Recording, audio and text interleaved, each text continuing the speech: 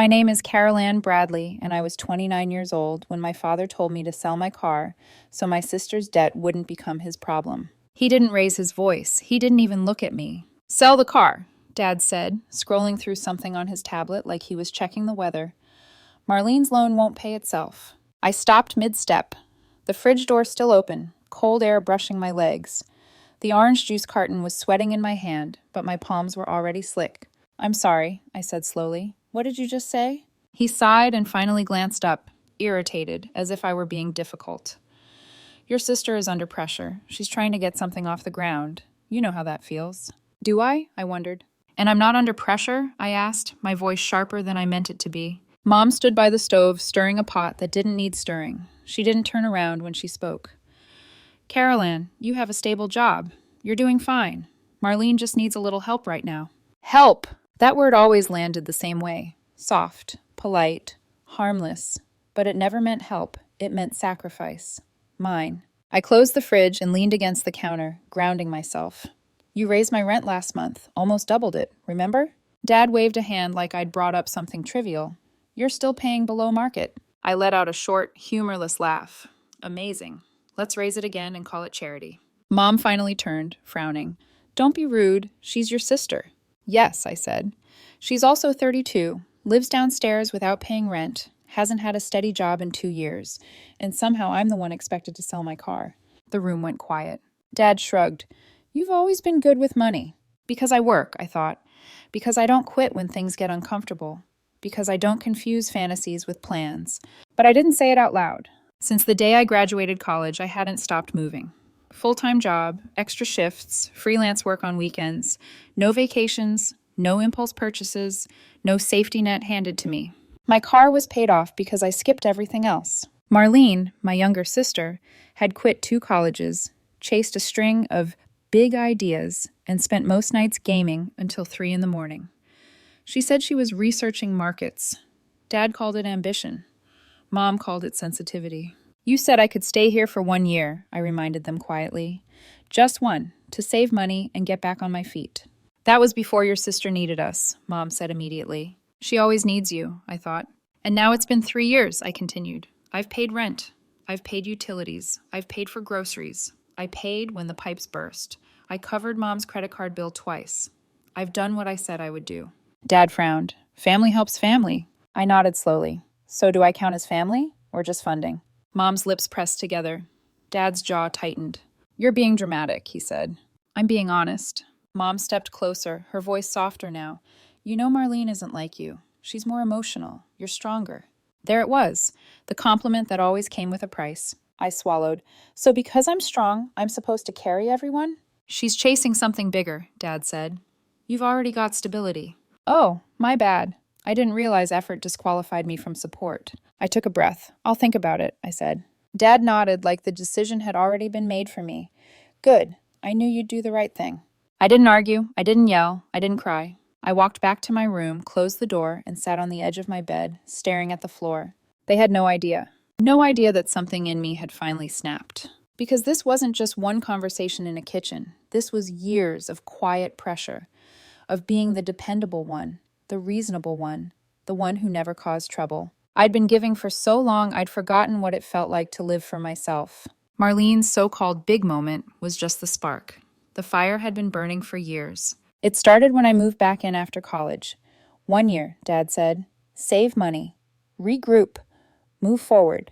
That was 3 years ago. Since then, I'd done everything asked of me. I paid rent without complaint, bought groceries, fixed broken doors, covered surprise bills when Mom panicked over the mail. I never spoke up. I thought this was what a good daughter did. But the part that finally broke me wasn't the money. It was the unfairness. Marlene spent 5 years finding herself, which mostly meant finding new ways to spend other people's money. Every failed plan came with a new excuse. She just needs time, Mom would say. You're the older one, Dad told me. Set the example. But what did being an example even mean anymore? I worked 60 hours a week in tech support, solving problems for people who never thanked me. Marlene slept until noon, posted fake hustle photos from the couch, and used hashtags like #grindmode. In 2019, she decided she was launching a dropshipping business. I paid the registration fees and the website costs. In 2020, she pivoted to YouTube. I bought the camera and microphone just until the ads kicked in. By 2021, she'd discovered cryptocurrency.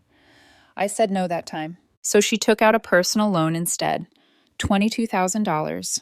Gone in less than 2 months. Now somehow I was expected to sell my car to clean up the mess. When I said no, everything shifted. One night, I came home to find both my parents sitting at the kitchen table like they were waiting for me. Marlene isn't like you, Mom said again. She feels things deeply. You've got a solid path, Dad added. She's chasing something bigger. I crossed my arms. Does she break out in hives when she sees a job application? Enough, Dad snapped. She's under a lot of stress. Then sell her gaming console, I shot back. Maybe her anxiety will ease if she stops spending money she doesn't have. Dad stood. No more smart remarks. I met his gaze. You doubled my rent while she pays nothing. She's family, Mom said. So am I. They had no answer for that. After that night, I started noticing everything. Marlene ordering takeout on the family card. Packages of mine opened and tossed aside. Her boyfriend staying over, eating food I paid for, mocking me for budgeting like it was a personality flaw. Then one afternoon, I was trying to nap before an overnight shift when Marlene burst into my room without knocking. Hey, she said casually, your credit's good, right? I sat up slowly. Why? I want to redo my loan, she said. Can I use your name? I stared at her. You want me to co-sign? She smiled. Just for a while. No risk. No, I said, standing. She followed me, her tone turning sharp. You think you're better than us because you've got money. I don't have money, I said. I manage it. You owe us, she snapped. That word stayed with me. Owed. What did I owe them? For surviving? For being useful? They didn't raise a daughter. They raised a backup plan, and I was done. I didn't argue anymore. I started planning, because when Marlene stepped up to make her big announcement, I would be ready. And the truth was going to land harder than any loan ever could. By the time Marlene announced her launch party, I already knew how the story would be told. She would be brave, she would be misunderstood, and somehow I would be responsible. The invitation appeared on the fridge one morning, held up by a chipped red magnet. Celebrating new beginnings, it said in looping gold letters. Backyard. Saturday. Casual. Mom was excited in that nervous, hopeful way she always got when Marlene was involved. This is good for her, she said while chopping vegetables. She needs encouragement. Encouragement, I thought, was just another word for insulation. Protection from consequences. Dad was suddenly generous again, talking about grilling, borrowing chairs from neighbors, inviting people we barely spoke to. He wanted witnesses, proof that this time was different. Marlene, meanwhile, floated through the house like she'd already made it. She started waking up earlier, dressing nicer, practicing speeches in the mirror downstairs. I could hear her through the vents sometimes. This company represents resilience, she'd say, learning from failure. Failure, singular, like it was an accident instead of a pattern. She barely looked at me that week, except once, when she leaned against the doorway of my room and crossed her arms. You coming on Saturday? She asked. I live here, I said, so probably. She smirked. Try not to make it awkward. I almost laughed. Awkward was pretending everything was fine while my parents quietly treated me like a liability for saying no. The tension in the house thickened as the week went on. Mom stopped asking me to contribute to groceries. She just added things to the list and expected them to appear. Dad avoided me unless it was to remind me about rent. Then, on Thursday night, he knocked on my door. We need to talk, he said. I sat on the edge of the bed, already tired. About what? About Marlene, he said, like that explained everything. She's nervous, Mom added, hovering behind him. This means a lot to her. What does that have to do with me? Dad folded his arms. She told us you refused to help. I blinked. Help how? She said you shut her down, Mom said softly, that you made her feel small. I let out a slow breath. She asked me to co-sign a loan. I said no. Dad's face hardened. You could have at least thought about it. I did think about it, for years. Mom shook her head. You're being cold. No, I said. I'm being careful. Dad stepped closer. She's your sister. And I'm your daughter. That stopped them. For a moment, there was nothing but the hum of the hallway light. She's different, Mom said finally. You know that. Different. Fragile when it suited her. Ambitious when it impressed people. Helpless when bills were due. I'm not doing this again, I said quietly.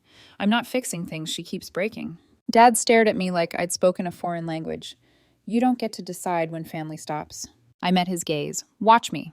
They left without another word. Friday night, Marlene brought her boyfriend over, Ethan. He was loud, confident, the kind of guy who mistook arrogance for charm. He sprawled across the couch, drank beer from our fridge, and joked about finally making it. Once the investors bite, he said, grinning, it's game over. I folded laundry nearby, invisible. You should loosen up, Marlene said, glancing at me. You're always so tense. I have a job tomorrow, I said. Ethan laughed. Must be nice having something safe. Safe, like safety was a flaw. Later that night, as I carried a basket back to my room, Marlene followed me. You don't have to be like this, she said. Like what? Resentful. I turned. You asked me to put my name on your debt. She scoffed. It wasn't debt. It was an opportunity. It was $22,000, I said, that you lost. Her eyes flashed. You don't believe in me. I held her gaze. I believe in patterns. She stepped closer. You think you're better than us. No, I said. I think I'm done paying for your mistakes. Her face twisted. After everything Mom and Dad did for you? There it was. The bill. What exactly did they do for me? I asked. She hesitated. I paid rent, I continued. I paid bills. I paid for you. You lived here, she snapped. You benefited. So did you. She shook her head, backing away. You've changed. I smiled sadly. No, I've just stopped pretending. She stormed off. That night, I lay awake listening to the house settle. Every creak felt louder, every memory heavier. I thought about the first time I covered her expenses. How proud Mom had looked. How relieved Dad had been. I thought about how easy it was to become necessary, and how hard it was to stop. Saturday morning arrived too quickly. The backyard transformed into a performance. Chairs lined up, grill smoking, neighbors chatting, music playing. Marlene wore a crisp blazer and practiced smiling. Dad hovered like a stage manager. Mom fluttered between guests, glowing with nervous pride. No one noticed me until I stepped outside. Dad handed me a stack of plates. You can help by... No, I said. He blinked. What? I'm not helping, I repeated. I'm attending. His jaw tightened, but guests were watching. Fine, he muttered. Marlene took the mic an hour later. She talked about resilience, about failure being fuel, about believing in yourself when others don't. People clapped. I stood near the back, calm in a way I hadn't felt in years, because I wasn't there to support her. I was there to end something. When she finished, Dad nodded at me, like it was time to smile and pretend. Instead, I stepped forward. I held an envelope in my hand. Marlene frowned. What's that? A surprise, I said. And as every conversation quieted, I realized something. For the first time in my life, I wasn't afraid of disappointing them. I was ready to tell the truth. The moment I stepped forward, the backyard seemed to shrink. The chatter died down. Someone lowered the music. 40 pairs of eyes turned toward me.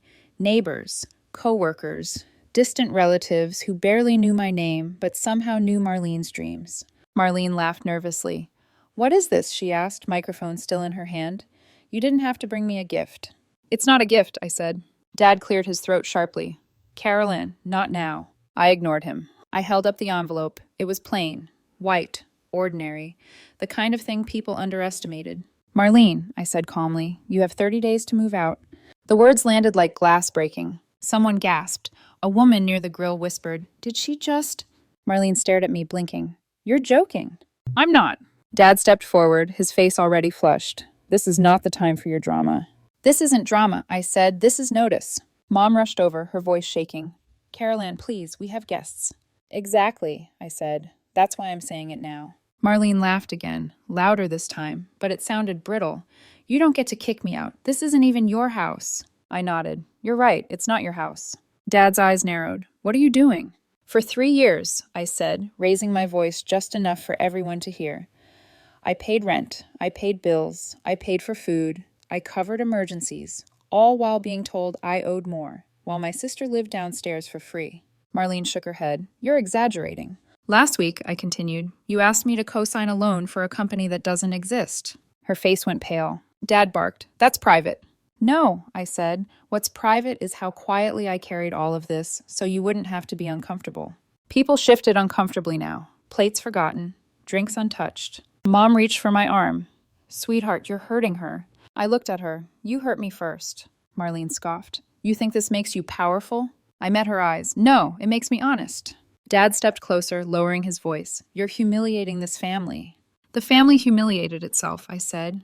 I just stopped covering it up. Marlene crossed her arms, desperate now. You don't even own this place. I took a breath. Yes, I said, I do. The backyard went silent. Dad laughed sharply. Don't be ridiculous. I pulled out my phone and opened the app. Mortgage account. Deed. My name. Only my name. I bought the house 6 months ago, I said. Quietly, legally. Mom's hand flew to her mouth. Dad stared at the screen like it might change if he blinked hard enough. You never said anything. You never asked, I replied. You just assumed I'd keep paying. Marlene's voice trembled. You lied. No, I said. I protected myself. I looked around at the stunned faces. No one owes me rent for this month. Consider it a courtesy. But in 30 days, the sheriff will explain the rest. I turned and walked back inside. Behind me, voices erupted. Questions, arguments, shock. I didn't answer any of them. I locked my door, put on music, and lay down. It was the best nap I'd had in years. For once, I wasn't tired. I felt free. But freedom doesn't come quietly. On day 4, I caught Dad in my room, rifling through my paperwork. We're just looking at our options, he muttered when I walked in. You raised my rent, asked me to sell my car, treated me like an ATM, I said. What options did you think you had? He scoffed. This house was always spiritually ours. I laughed. Now you're emotional landlords. Mom slid a paper across the table later that night, an itemized list of what they owed me. We want to make this right, she said. Please talk to Marlene. I will, I said, just not the way you want. 2 days later, the doorbell rang. It was Celeste, Marlene's ex-girlfriend. She looked nervous, clutching a folder. He told me you agreed to co-sign the loan, she said, but something felt wrong. My stomach dropped as I opened the documents. Forged signatures, my information, my name. Marlene hadn't just failed. She'd committed identity fraud. I called my lawyer that night. You've got a case, he said. Forgery, fraud, abuse of identity. The next evening, I gathered everyone at the table. Marlene couldn't meet my eyes. I placed the folder down. One last truth, I said. You used my identity to get a loan. Dad shouted. Mom cried. Marlene stammered excuses. Shut it down, I said calmly, or I take this to court. She left without apologizing. The house felt hollow after. Mom left a note a few days later. Not forgiveness, just confusion. Then Celeste emailed me about a job opening in Boston. A fresh start. For the first time in my life, the choice was mine. After Marlene left, the house didn't explode the way I expected it to. It collapsed inward. Dad stopped speaking to me entirely. He moved through the rooms like a ghost, opening drawers, staring at walls, realizing, too late, how much he'd never learned to handle. Mom cried in short bursts behind closed doors, then came out composed, like grief was something she could fold away if she tried hard enough. I let it happen. For years, I'd quietly managed everything. Bills paid on time, repairs scheduled, groceries restocked, emergencies softened before they reached panic. Now none of that happened, and suddenly the house felt heavier without me lifting it. Dad cornered me in the hallway one afternoon. I don't know how to find an apartment, he admitted, voice low and irritated. Everything's online now. I nodded. It is. He waited for more. Guidance. Help. I walked past him. Mom tried a different approach. She left a small envelope on the counter, $320 in cash. For groceries, she said carefully. We thought maybe... I didn't touch it. They weren't used to silence being a boundary. They thought it was a phase, a punishment, something I'd eventually grow tired of. But silence was the first thing that felt honest. Marlene resurfaced online within weeks. New bio, new angle. She called herself a resilience coach now, posted long captions about betrayal and growth, about cutting off toxic people who didn't believe in her vision. I didn't comment. I didn't correct her. I was done auditioning for a role I never chose. The eviction date came quietly. No shouting, no dramatic exit. Just boxes, a moving truck, and my parents standing on the lawn, stunned by how fast consequences arrived when no one buffered them. That night, I walked through the empty rooms. For the first time, the house felt like a place, not a responsibility. I accepted the job offer in Boston a week later. Packing was easier than I expected. Turns out, when your life isn't built around managing other people, there isn't much clutter. Before I left, I sold the house. The profit was enough to invest, enough to breathe, enough to know I'd never have to trade my peace for approval again. I kept one thing, the eviction notice, folded neatly, tucked into a folder I didn't open often. A reminder. Sometimes, late at night, I still catch myself bracing, waiting for an emergency call, a guilt-filled message, a demand disguised as love. But there's nothing, just quiet. That's when it hit me. They didn't love me. They loved my usefulness. When I stopped giving, I became the villain. And when I stopped apologizing, I became free. If you're like me, the fixer, the reliable one, the silent solution, hear this. Saying no isn't cruel. Boundaries aren't punishment. And choosing yourself isn't selfish. It's survival. And sometimes it's the bravest thing you'll ever do.